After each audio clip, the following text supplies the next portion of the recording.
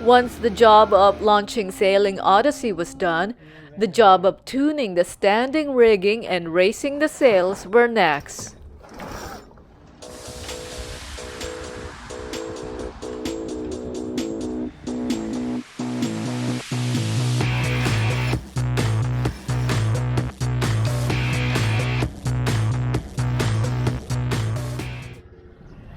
So, what are we looking at?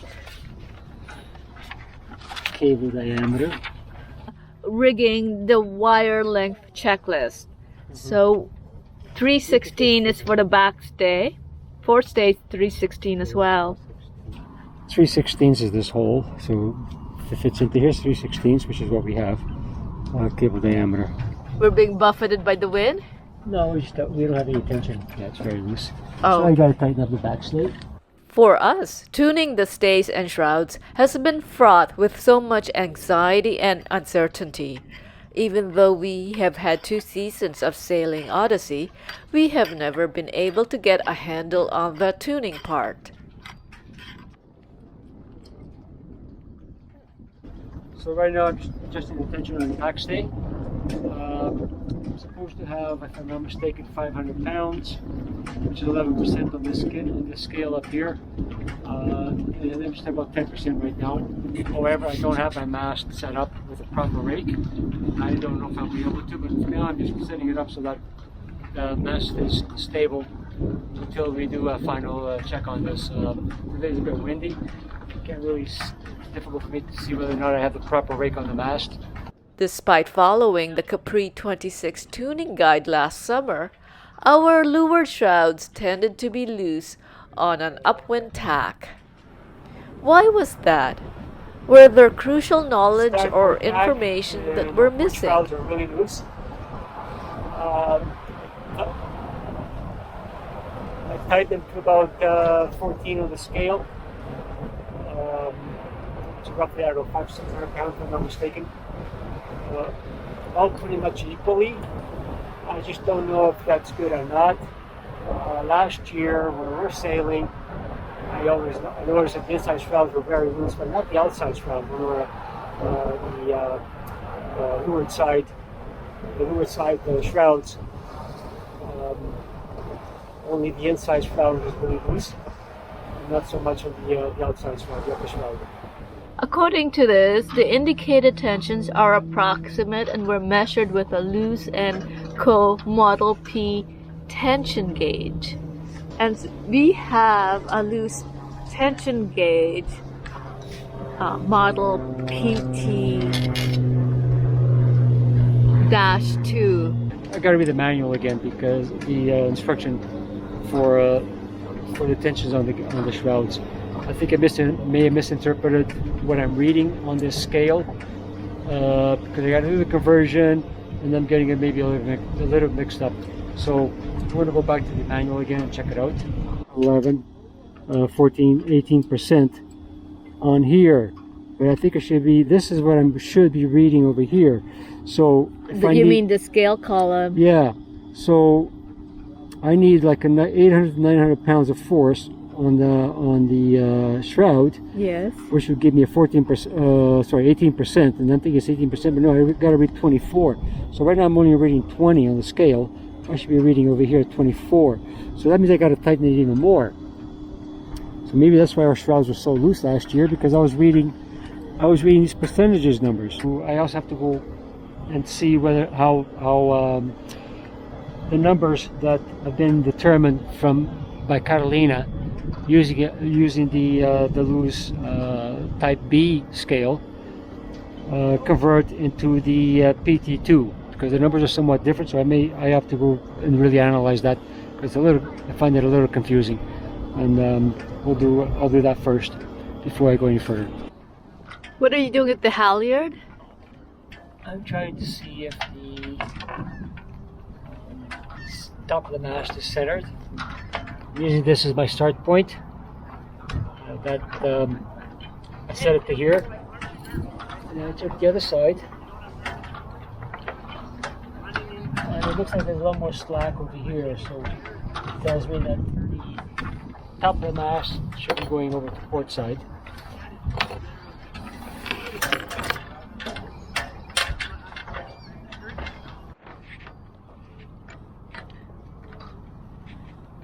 well, I'm supposed to be getting 800 to 900 foot-pounds of pressure on the outside, the top shrouds, or the outside shrouds. Right now I'm reading 23 on the scale over here, and 23 is somewhere, falls between somewhere 21 and 24, which means I should be getting between 640 and 840. So 23 very close to 24, so it should be roughly around 800 pounds per square of pressure. So I go over to the starboard side.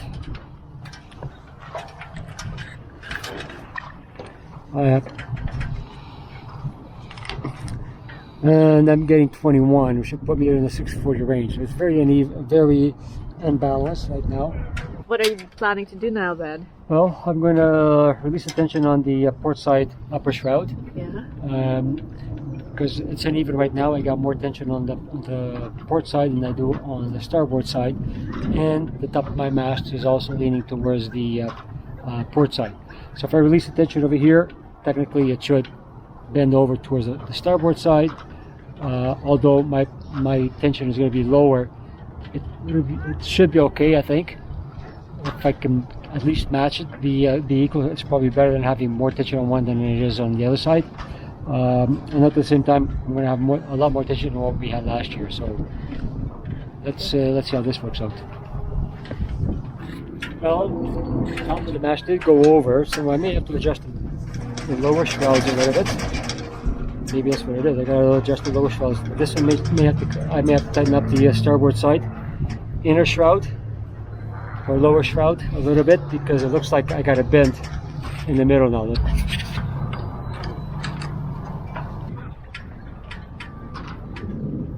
I tighten up the shrouds with the outers are around 900, well, a little bit around 800 pounds, and the inners are around 500 pounds mast. I'm getting a little bit of a wobble, meaning it's not going perfectly vertical. There is a bit of a bend towards in the middle, or rather the top. It's actually the middle is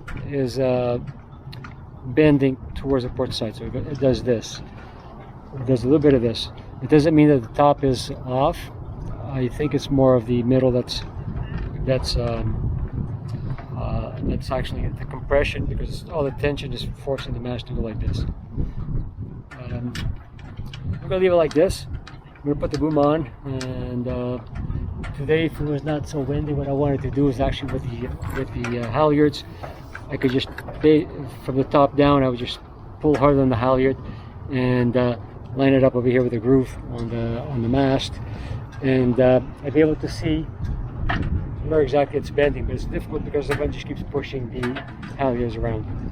So next time it's not as windy, after we put up the boom, we'll do the same thing.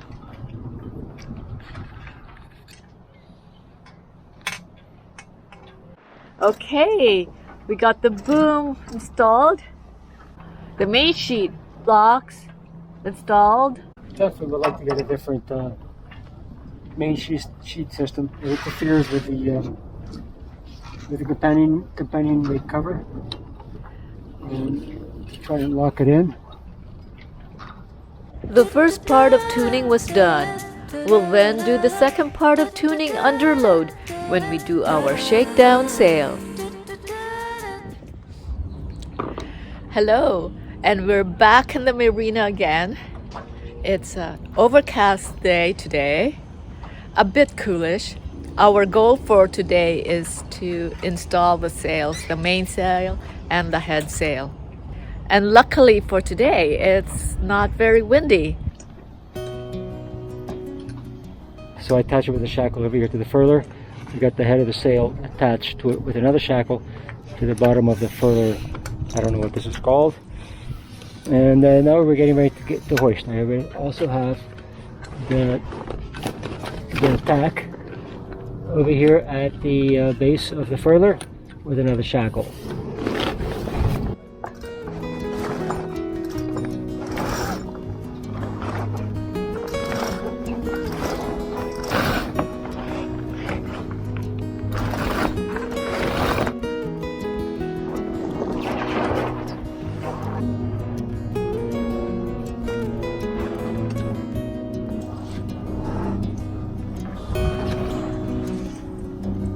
Okay, we fed the furling line the wrong way, so now we're gonna redo it again.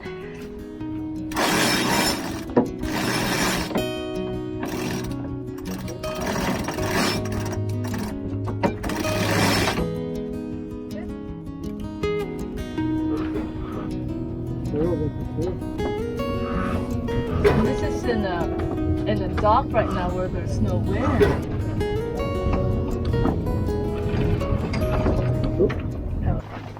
So with the head sail out of the way, now it's time to raise the mainsail. Let's hope this one's not going to be as problematic as the head sail.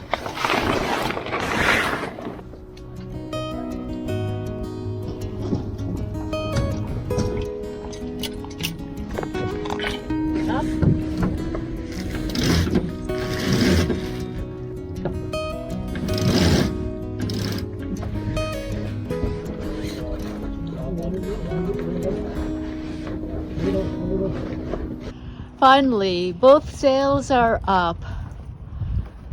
Just some minor adjustments to the mainsail, but thank goodness the sails are up. And it turned out to be quite a nice day for it because there's hardly any wind here in the marina. So we screwed up last fall when we were taking the boom down when we were hauling out. With regards to the reefing line, we should have put a stopper knot on the reefing line and tied it to the end of the boom by the mast. Well, to the boom because we took off the boom anyways. Yeah, but and so now the reefing line is stuck there inside the boom, and we spent the last 30 minutes figuring out how to access the reefing line inside the boom. So we've been able to do it, and now we're going to feed the reefing line through, but we had to take out the sheaves at this end. Okay.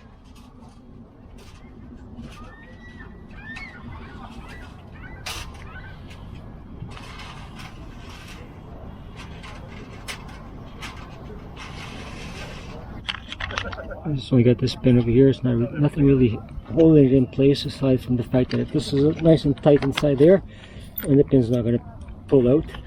This is the sheave that's used for the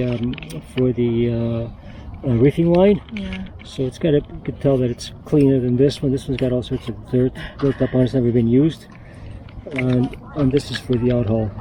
So now I got to run this line that we already have fed through. I'm going to run it through here.